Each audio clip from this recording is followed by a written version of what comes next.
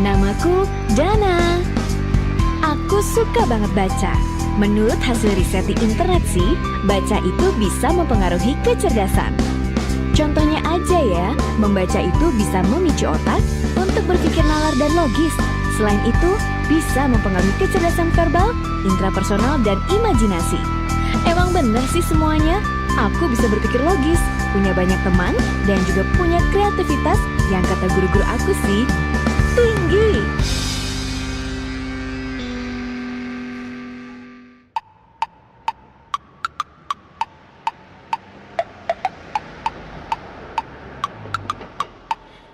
Yang menjadi tujuan liburanku kali ini adalah kota Yogyakarta. Perjalanan yang jauh dan melelahkan pun tidak menghalangiku untuk tetap pergi. Suasananya yang nyaman, orang-orangnya yang ramah, bikin aku makin betah deh. Kata Pak Kusir, di sini banyak bangunan-bangunan bersejarah loh. Antara tradisi dan dinamika modernisasi berjalan berdampingan. Aku sadar bahwa kota ini indah. Nggak salah deh kalau aku pergi ke Jogja.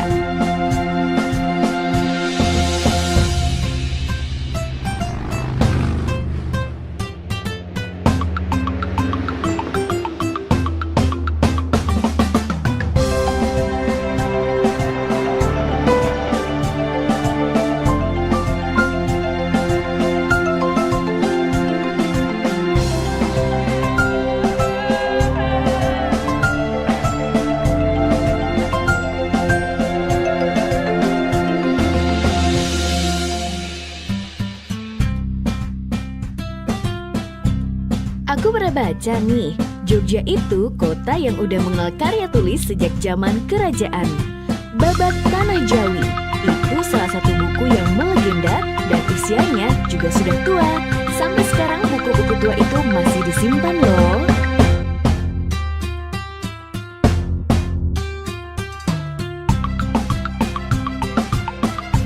Dari zaman nenek moyang kita dulu, mereka sudah rajin membaca.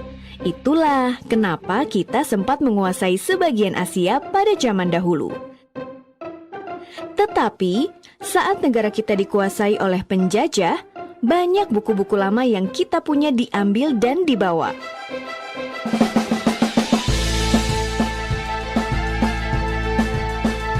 Dan akhirnya, untuk mendapatkan semua buku-buku itu, seringkali kita harus pergi ke negara tersebut saat ada pelelangan buku kuno. Buku yang kita anggap dulu itu milik kita beli dan bawa pulang ke tanah air.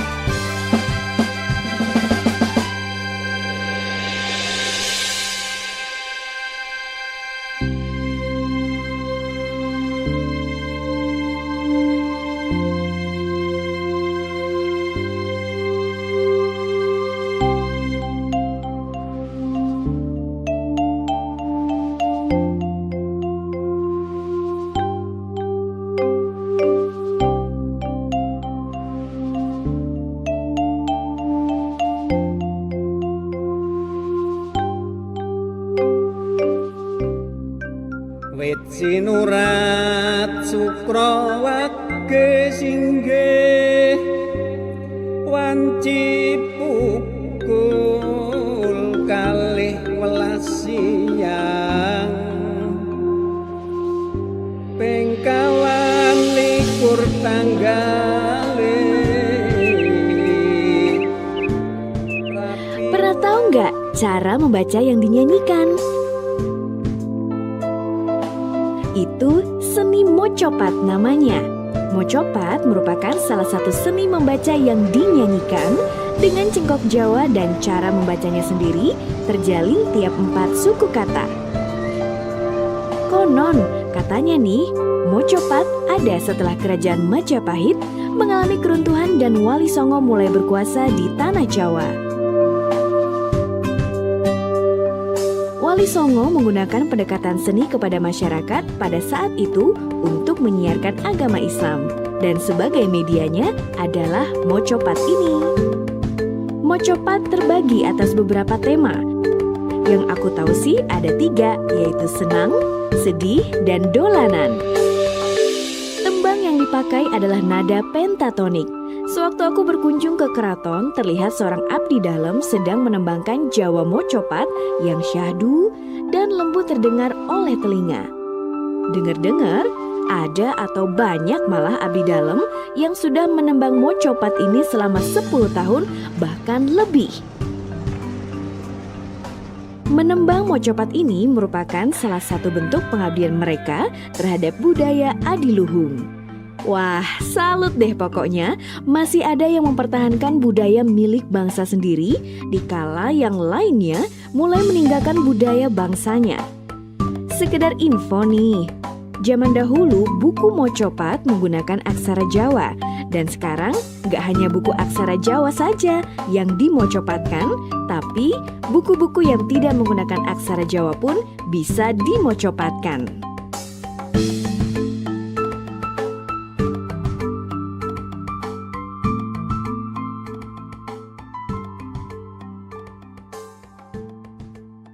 Di kota Jogja ini ada 3 perpustakaan tua. Perpustakaan Kesultanan Ngayogyakarta Hadiningrat, Kadipaten Pakualaman, dan Taman Siswa. Ketiga perpustakaan ini masih mengarsipkan buku-buku langka dengan usia yang mungkin aja aku kalah tua. Terima kasih untuk para pengelolanya deh, udah merawat dan menjaga buku-buku itu. Dan untuk memudahkan, semua buku-buku langka itu sudah didigitalisasi. Jadi, masyarakat dapat membaca buku-buku langka itu dari website.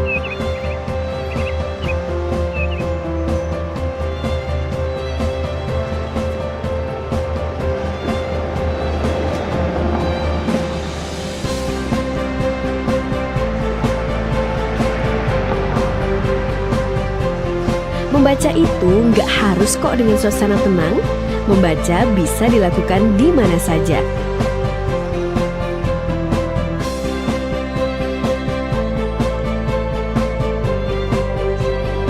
Apalagi dengan didukung teknologi yang super duper murah, kini sumber bacaan nggak hanya dari buku, tapi bisa juga dari handphone, gadget, atau perangkat canggih masa kini. Misalnya aja nih, waktu menunggu bis di halte. Daripada menunggu sambil melamun, lebih baik kan digunakan untuk baca. Entah itu baca koran, buku, atau baca informasi dari gadget. Kegiatan yang kita lakuin ini bermanfaat banget.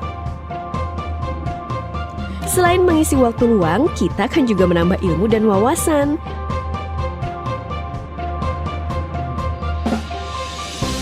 Biasanya sih aku baca buku itu setiap ada kesempatan dimanapun itu. Mau di tempat yang tenang, maupun ramai, buku selalu menjadi teman setia.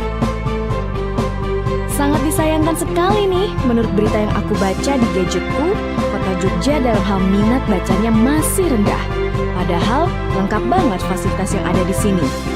Kalau kayak gini nih, gimana mau jadi generasi yang cerdas berkarakter, ya nggak?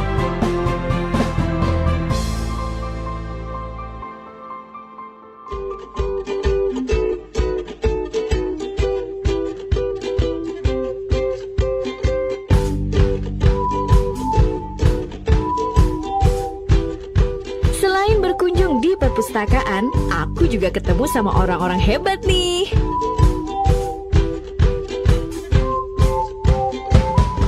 Yang pertama, Mas Punto Aji. Mas Punto ini lulusan Ilmu Komputer Universitas Gadjah Mada. Mas Punto memakai teknologi data warehouse untuk aplikasi yang dibuatnya. Orangnya cerdas, wawasannya luas, keren banget deh. Aku tanya, dari mana Mas Punto bisa belajar sampai sehebat itu? Mas Punto menjawab, dari membaca buku dan internet.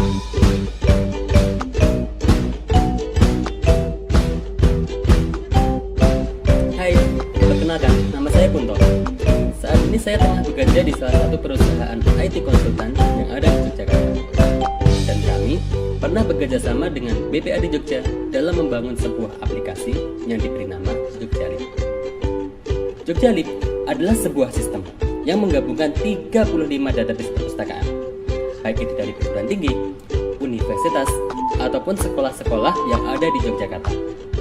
Melalui aplikasi ini, nanti kalian bisa mencari buku-buku yang kalian butuhkan hanya dengan mengakses web jejaring. Dan nanti, sistem akan memunculkan buku-buku tersebut beserta alamat ataupun lokasi di mana buku tersebut berada. Jadi kalian nggak perlu repot-repot lagi mencari buku dengan mendatangi perpustakaan satu ke perpustakaan yang lain. Enak kan? Terus apa sih yang bisa bikin kami menciptakan aplikasi sekeren itu? Kuncinya ya dari membaca. Kita bisa memperoleh banyak sekali informasi dari membaca, baik itu dari buku, internet, artikel, ataupun sumber-sumber yang bisa kita peroleh dari media lainnya. Apalagi dengan semakin berkembangnya teknologi saat ini, kita bisa memperoleh semua itu hanya dengan menggunakan smartphone ataupun dengan menggunakan tablet. Nah, jadi tunggu apa lagi? Mari kita tumbuhkan minat membaca dari sekarang.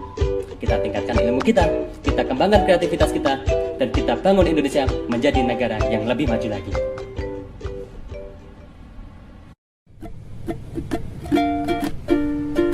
Dan sosok hebat lainnya adalah seseorang yang bisa mengembangkan sesuatu yang masih terbilang langka di negeri ini. Dia adalah Mas Ogi. Mas Ogi ini udah sering keliling Indonesia dengan ukulelenya loh. Dia ini pernah tampil di KTT ASEAN. Dan selain itu, Mas Ogi juga punya usaha ukulele, namanya Pelem Ukulele.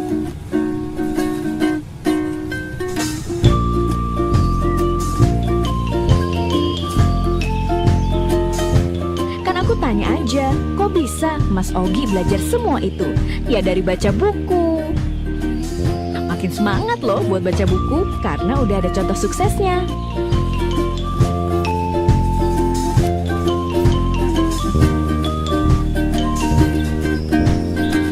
Halo, aku Ogi dan aku udah bermain ukulele selama kurang lebih 4 tahun. Bagaimana aku bisa bermain ukulele? Itu karena aku buka internet dan baca artikel.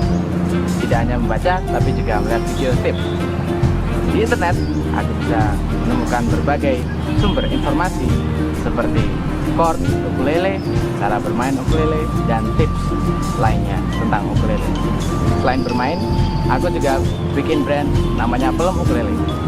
Pelem ukulele nggak hanya di Indonesia doang, tapi juga di luar negeri, salah satunya di Eropa.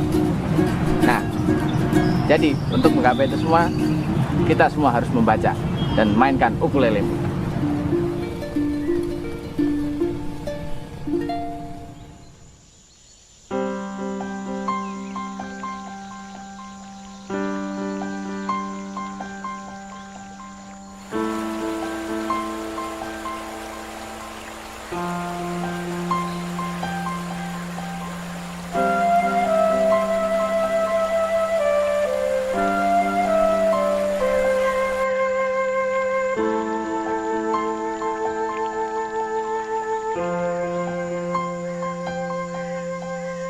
Selain berkunjung ke tempat-tempat yang ada di kota, aku juga berkunjung ke daerah pedesaan yang asri banget.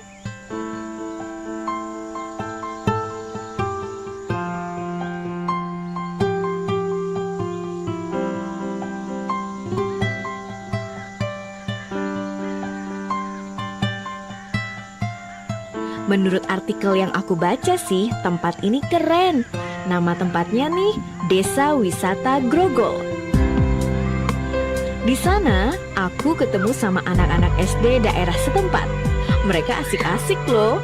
Dan sekalian aja aku cerita ke mereka, kenapa sih aku suka banget membaca buku.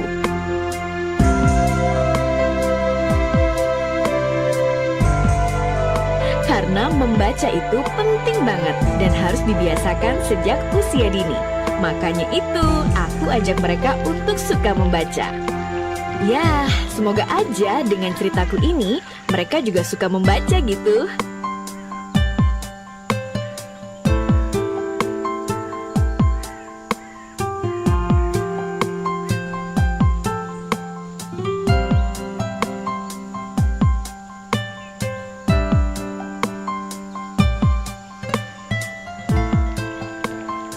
Yang bikin nyaman banget di sini itu suasananya tenang banget dan juga masih sering dijumpai pohon, sawah, kebun, Sungainya juga masih bersih, udaranya sejuk, dan tempat ini cocok deh buat hilangin penat atau jenuh.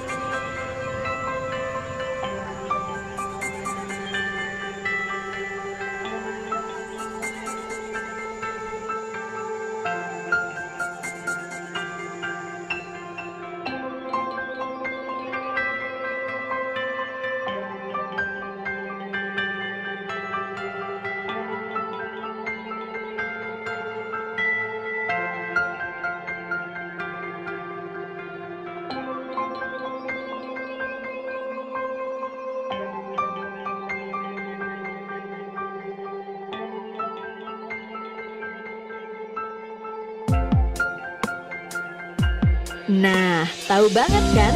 Rata-rata perpustakaan itu monoton semua. Bahkan bagi sebagian orang, berkunjung ke perpustakaan merupakan hal yang tidak mengasyikkan.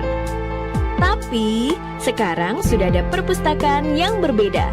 Masyarakat di sini sih menyebutnya RBM, Rumah Belajar Modern.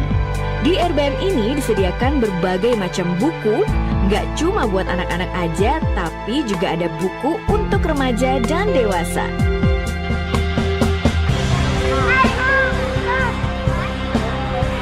Di sini juga mengadakan kegiatan-kegiatan yang rekreatif loh. Kegiatan ini berlaku untuk semua usia, dari PAUD, sekolah dasar, sampai ibu-ibu rumah tangga pun bisa.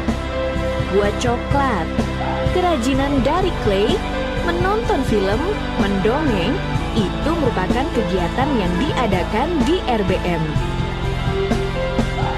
Instruktur di sini pun juga kompeten banget di bidangnya. Nggak hanya buku nih, di RBM ini juga menyediakan sarana dan prasarana bagi anak-anak untuk bermain. Di sini pun masih ada permainan yang sudah jarang dimainkan oleh anak-anak, seperti angklung dan congklak. Selain sarana bermain, di sini juga menyediakan lab komputer yang berisi permainan edukatif loh. Ada gazebo yang luas, taman, dan juga aula yang menunjang kegiatan di sini. Jadi, udah lengkap banget kan fasilitasnya? Kenapa masih males-malesan buat membaca? Yuk membaca demi perubahan yang lebih baik.